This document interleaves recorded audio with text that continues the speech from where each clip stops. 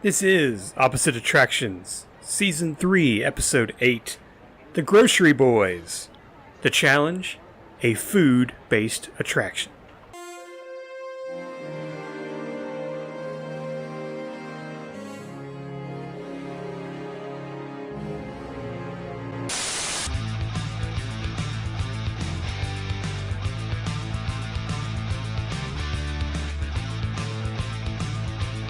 Welcome to the world-famous Opposite Attractions podcast. I will be your skipper for the evening, Scottye Moore, joined as always by the skipper in training himself. It's Jimothy Murphy. Oh, I'm barely holding on to the side of the boat right now. I know. Careful. Don't fall off the boat, my dude. After all the technical issues we had trying to record today that all came down to the fact that I had the computer muted and I'm an idiot. I'm assuming the water on our Jungle Cruise would probably be like that water on the beer boat ride from The Simpsons. Yeah, exactly. Also, for the people watching on YouTube, yes, I have realized that my hair has grown out to a point where I'm starting to look like the lead singer of Nickelback, and I won't apologize for it. I mean, I've gotten into look at this photograph territory, my boy, and I'm ready for it. Oh, man. So, has anything happened in theme park world this week, Jim? Other than everyone just being like, man, Toy Story Land was a little bit underwhelming, wasn't it? Good news? I'm not sure. Wait, has there been bad news? Well, somebody died. Wait, what? Was this like a famous person or someone died at the park? No, an employee was killed accidentally. That's sad. This one's for you. This episode, how about this? The first 10 minutes where we don't become idiots, that's for you, Guy. God bless you. Yeah, man, like, all I could think to talk about this week was just, like, more stuff from my trip. Like how I figured out how to get 4 fast passes by hacking the system. That's not a hack. I think once you're done, you can get more. No. Here's what I did. And I'm aware of your thing, and your thing is the normal way. But the way I did it, and I actually talked about it on my little road diary I recorded and put on the BS stream. But what had happened was, because for some reason none of my fast passes were connecting to my card, the card that I had gotten, I walked up to Buzz Lightyear and was like, "Please, sir, it's right here, and for some reason it's just not loaded on this card." And they're like, "Look, after this, you're gonna want to go to Main Street. No, what the fuck? What's the America place? Liberty Square. Liberty Square. You're gonna want to go there, find this purple building, they'll take care of you." And I was like, "Cool, but I can ride this now?" Yeah, cool. So as I got into line, I literally went on my Disney experience, just went, cancel Buzz Lightyear, and now Pirates of the Caribbean. So yeah, if you just really, I'm sure there's a hack in there somewhere that I just discovered through the kindness of Disney hearts. Another thing, man, I don't know how I've been to Magic Kingdom so many times without seeing the Main Street Philharmonic or without seeing the four dudes. I don't even know what they are, dude. They were like 4 dudes in like an a cappella group. The Dapper Dans? I think was it the Dapper Dans I saw? Because they weren't as entertaining as as the Main Street Philharmonic, but they were very charming men. It's like I stepped into the Music Man for a minute. I was just like, all right, but y'all got trouble right here in Liberty Square. Have you ever seen like the trolley show where they come down Main Street and like dance around the trolley? What the what? No. They bring a trolley type vehicle down Main Street, and in the back of it are various cast members. And they stop and they do like a little like 10-minute song and dancey show. Yeah. And at one point when I was employed there, I was walking down Main Street with a coworker, and I was like trying to give them like a nice tour and like explaining stuff to them. And so this, like, we walked by this, and I said, see, Main Street, USA is supposed to represent the turn of the century United States small town. Like how in small towns where they would just stop traffic and sing and dance all the time. That's great. And some lady in front of me, like, heard me, and she started laughing. She almost fell down. Yeah. And she was like, did you hear what that boy just said back there? See, with me, like, my favorite thing about Main Street, and I guess it happens in most Disney parks, are those moments like when the Philharmonic plays or when the Dapper Dans come out, where if you don't know about it, you do have this moment of like, what the fuck is happening right now? My favorite one of all time is still the Honeydew and Beaker show at Epcot, where you could just be walking around and then all of a sudden, hello, Beaker, where the fuck did these puppets come from? Well, now they have the one in Liberty Square with the Muppets. Yeah, I think that one's announced, though. I really like the unannounced things that you kind of have to just know through word of mouth. I wish I could have seen the last performance of Mulch, Sweat, and Shears.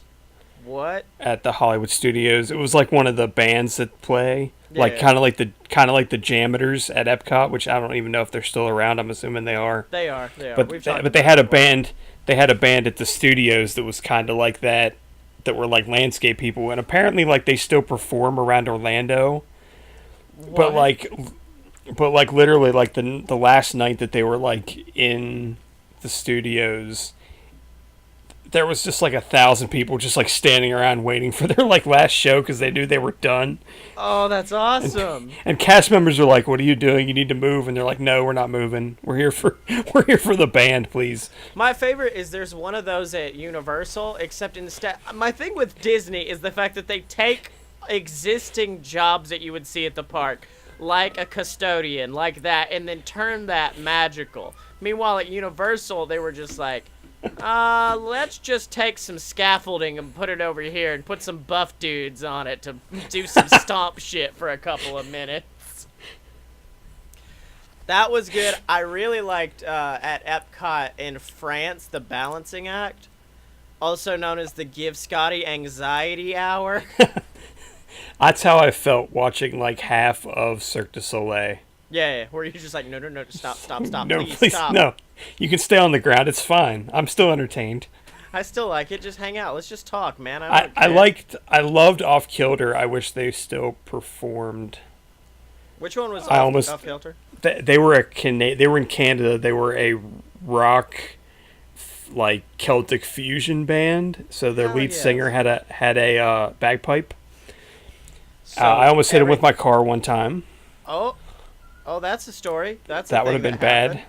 It was in the Epcot cast member parking lot. I came around a corner and he was walking, and I really almost took him out. Jesus. And it was literally like a week after I learned of his existence. Yeah. So I was like, "Holy crap!" And I'd seen him. He was actually on John Ratzenberger's Made in America one time. Oh, cool. Because they made bagpipes, and it was like somewhere in Ohio. And at the end of the episode, like, he had a bagpipe, and he like walked out in this field, and they're like, "We're gonna play," and like he was one of the guys in the back for some reason. Oh yeah. But they did a great thing because they had a good bit, which was that they would say that they were gonna play the most requested bagpipe song of all time. Yeah. Stairway to Heaven. And so the guitarist would start playing Stairway to Heaven. He would play like 30 seconds of it. Yeah. And the main guy's like, no. And he's like, "What? You told me to play what?" And he's like, "No." He's like, "There's no bagpipes in that song." And the guy's like, but you told me to, and like everybody would like boo. Yeah. And he'd be like, "We have to play the second most requested bagpipe song, Amazing Grace." And then they would play like this like 10-minute version of Amazing Grace that was the shit. Oh, awesome. I have one of their records somewhere that I bought from there when I was there, but they would like do like those long like everybody gets a solo sort of a 10-minute little riffs, and they would play Disney songs in the middle of it. Mm-hmm. See, with me, I liked my favorite thing about working at Disney Springs was if I got off early, I would just walk around, and around that AMC Guy Fieri Planet Hollywood area, they always have like there was a rap battle going on one day. But just two dudes having a rap battle. And I was like, okay, I guess this is what's going down. But my favorite one that ever happened, and I was so upset that I couldn't just stay around this shining beacon of light for the rest of my day. It wasn't leaving. I was going into work, and there's that little pathway where the buses will drop you off, like right next to it. Yes. And there is just a fucking dude playing a piano. Wait for it. The piano was on a giant platform that he could RC control and move around. So it's just this dude diddling out hits. Like, you'd be like, who likes Hotel California? And then the fucking cart would just move. And so, like, there would be... I walked past him as he played, like, Uptown Funk, just, like, grooving next to him.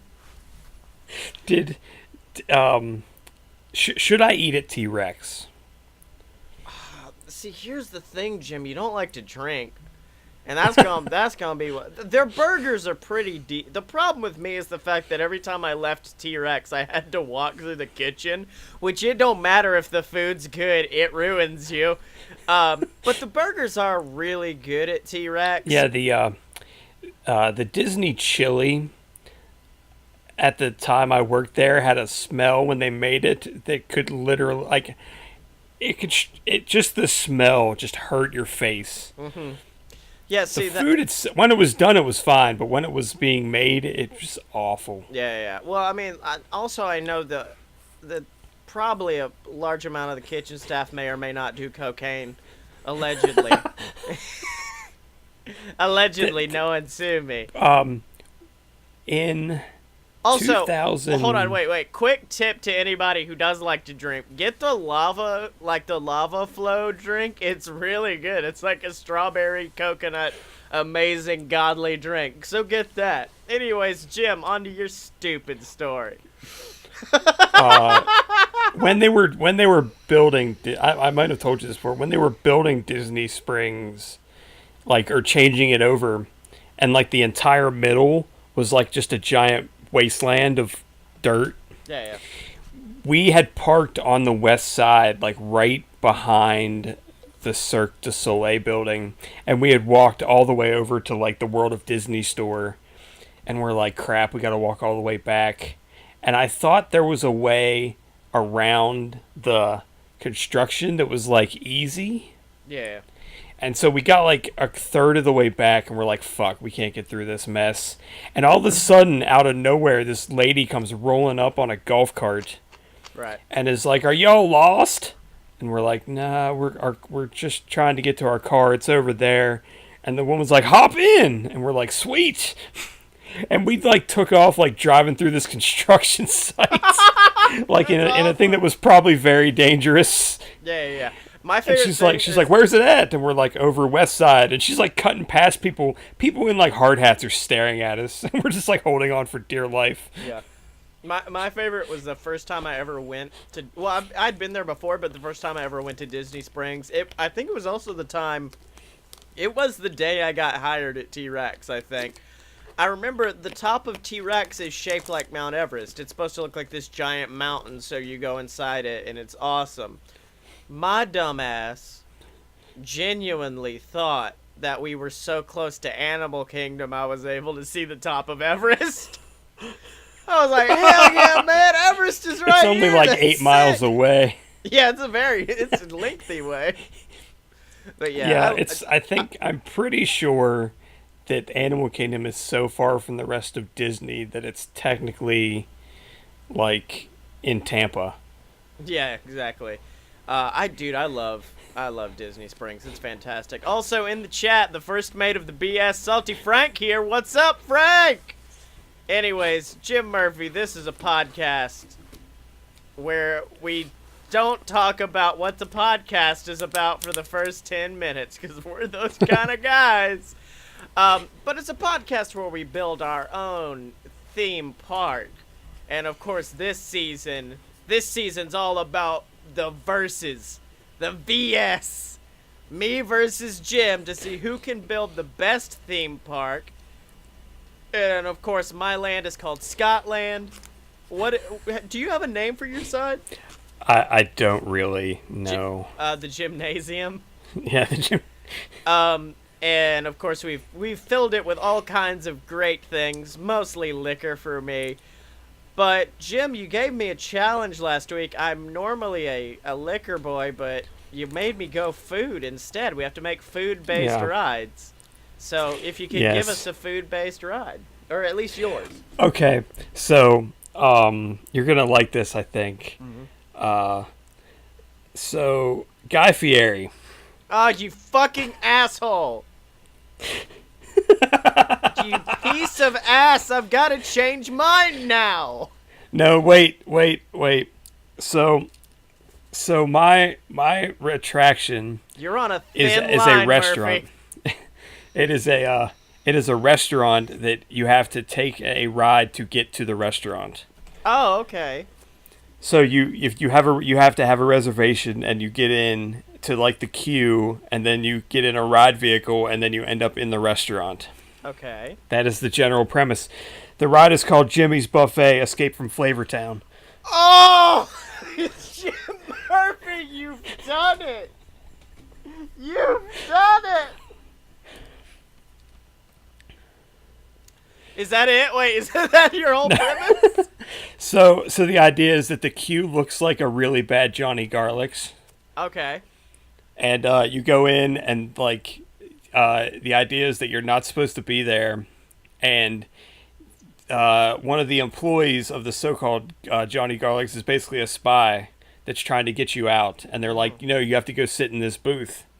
And so you get into a booth that kind of looks like a giant version of a Mad Tea Party teacup. Okay. So imagine like the middle that you would spin. Imagine if that was like 6 foot across. Jesus Christ. Okay. So basically it's a giant circular dining table booth. Okay. That you get in, and then you end up like busting through the wall, and you are basically trying to escape Guy Fieri on a trackless like Ratatouille the ride sort of an experience. So you're going like through the kitchen, and like you end up in a quote unquote like outside area, like where you're trying to get down the street to get into my restaurant. Okay. And eventually you do get to my restaurant, and you go in, and the like outside of the room is basically like all of these tables, and it just pulls up into like a spot and stops, and then you actually sit at that booth to eat.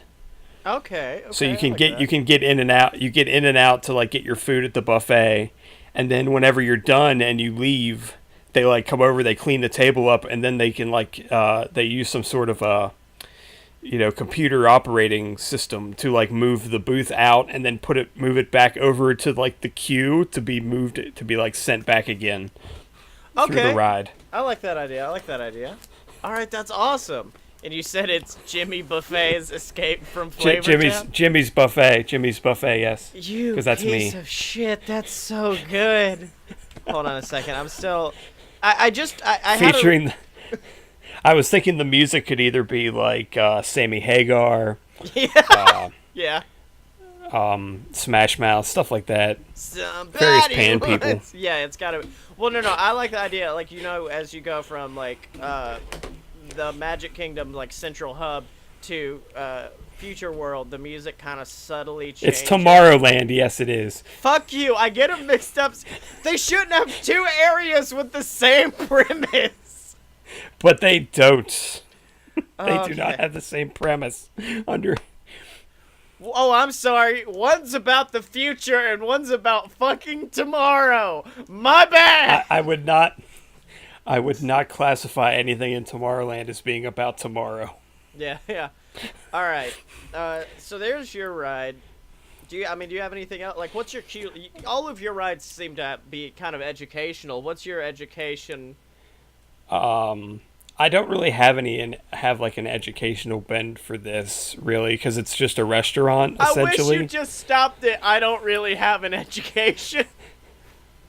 That's it. It is just a restaurant. I think it would probably be in the middle You could of. you could offer like cooking classes and like cocktail making classes. That could be. Well, I mean, that would be more on my side, but now. Yeah, if it was on your side, instead of being called Chicken Guy, it would be called like Cockfella Cockfella. or something. Yeah. Well, let's get into mine, Jim. And oh wait, hold on. We're starting off with some breaking news. Disneyland Paris has been broken into, and the entire fucking Ratatouille ride has been removed. It has been stolen with only a note left behind just saying, "With regards, RF."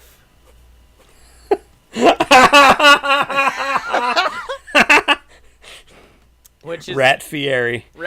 which now is leading into my ride, which is of course called Finkatouille, and and it's literally just like, you know how like the promotional stuff for the Dark Knight would have like the normal posters, but the Joker had gotten a hold of them. Imagine the Ratatouille ride, but the official mascot of my theme park, who has not shown up for 50 episodes, Rat Fink, has gone through and just fucked it all up and make it Rat Fink centric.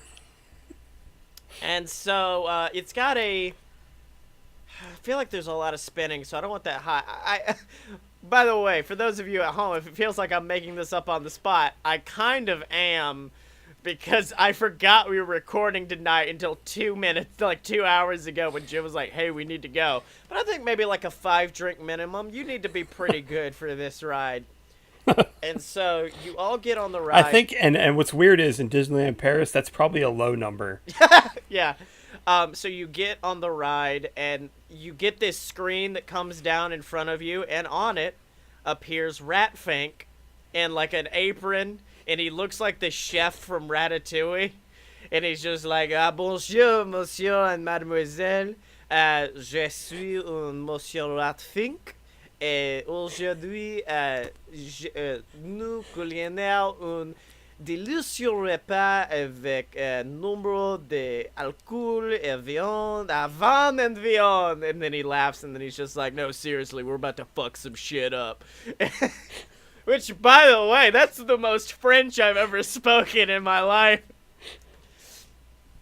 And so then he takes you into the ride, and instead of it being in like those normal Ratatouille cars, you're actually on Rat Fink's motorcycle, and in the back you see like a shit ton of like cooking sherry and whiskey and bacon and all kinds of American shit, and also a strange figure in a bag that's just kind of like shaking and trying to get out. And then Rat Fink's like, "Let's go!" And then he takes you through the opening of the Ratatouille ride, where you're trying to get through and try to perfect things, except instead he wants to make the most American dish to show these Frenchies what it means to have a good meal. And so you go through, and instead of like avoiding the chefs, he's like cutting their Achilles. He's like trying to take them out. And so you go through all of that, only to discuss. You come in front of the. Oh my God! Yes, just got this great plan. You find yourself in front of, what's his name from Ratatouille? The character who's clearly Jewish but is labeled as Jewish, and Remy controls him. Linguini. Linguini. You Yes. find yourself in front of Linguini. He's like, "No, I will not let you ruin my dishes." At which point Rat Fink's like, "Think about this." And then he presses a button, turns into a giant fucking mech, and now you are at the top of it in a hat, like Remy's in the hat of Linguini, and you have to fight to the death. And you take out Linguini, and then you prepare this absolutely delicious meal of like bacon and like eggs, all the delicious steak, whiskey, amazing meals. And then like, it's like a Soren, the flavors all hit you at the last minute. It's great. And then you take it, you go out, and then I think there's like there's probably a restaurant attached to this. I don't know. Firstly, I don't know what section of the park this is going in because I just now realized one half of it, the half that was kind of dedicated to fun times for kids, is really light, but I don't want to put this there. And I just put something in the dive bar area. I don't know. We'll figure it out. Anyways. Yeah. So, yeah, that's the ride. You end up in, like, a small restaurant at the end, which kind of offers this French ex-American cuisine. So it takes, like, traditional... Imagine if Be Our Guest... Oh, wait, hold on. I forgot.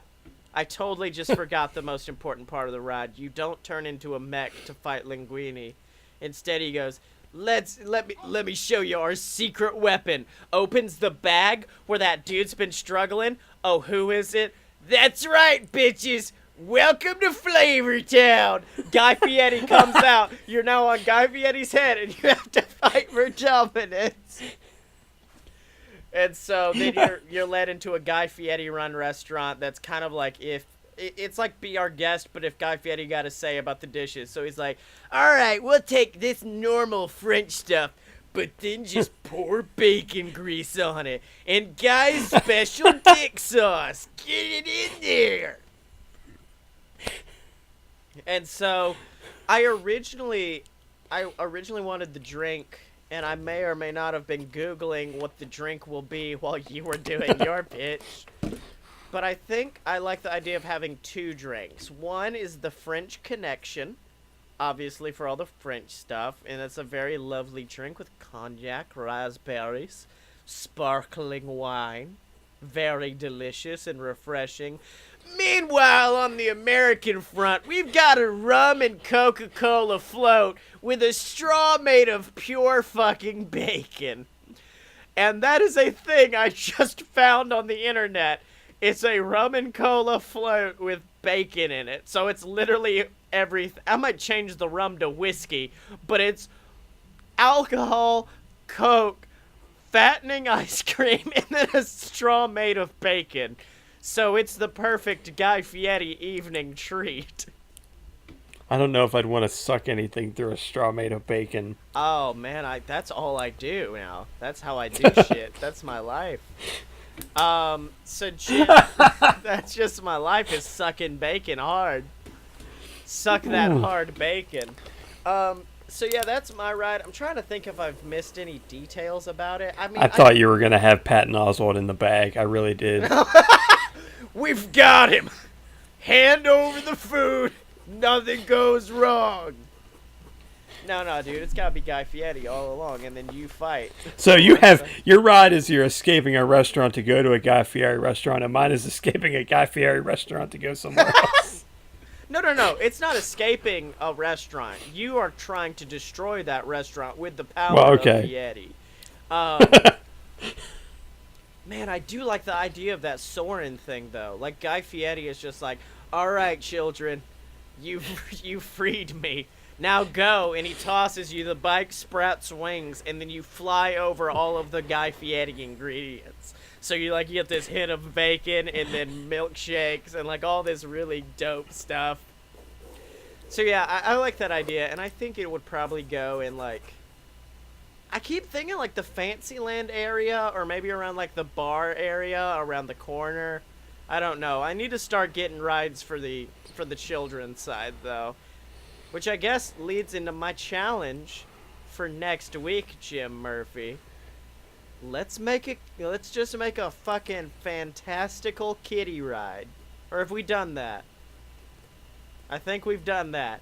We have to make a ride. Okay, how about this?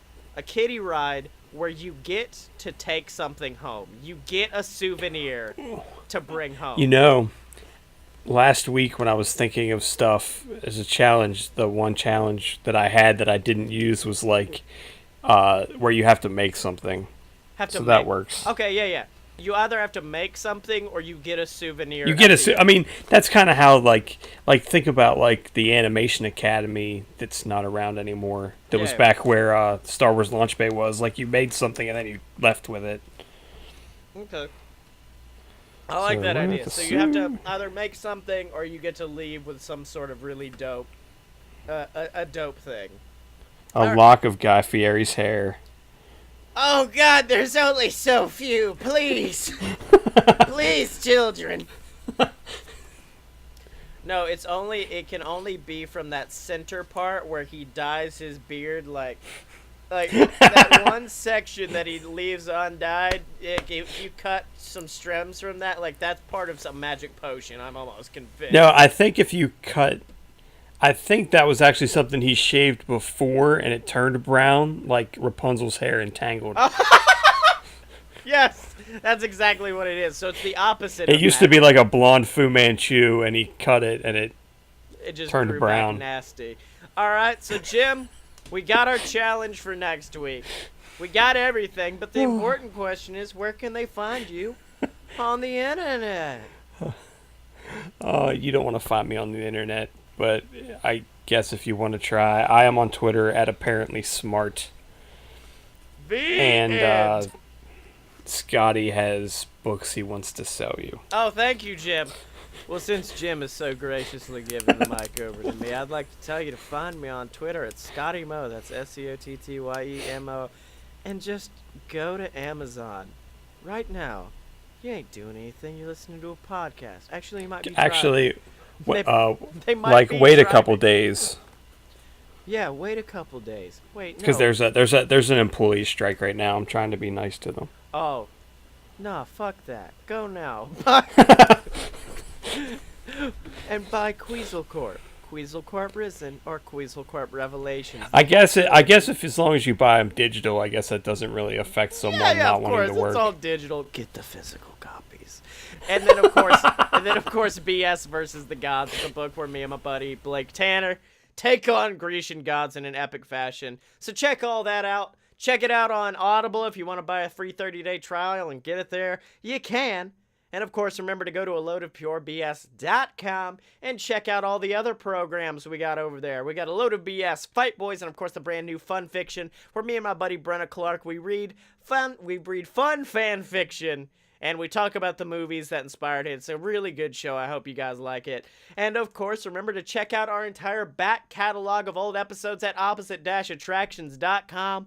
Buy your op-at merch online at merch.aloadofpurebs.com and donate to the Patreon at patreon.com/aloadofbs if you want to support us. And remember, you can find Jim and me on Twitter at UpAtShow. That's spelled OPPATTSHOW. Are you down with OPP?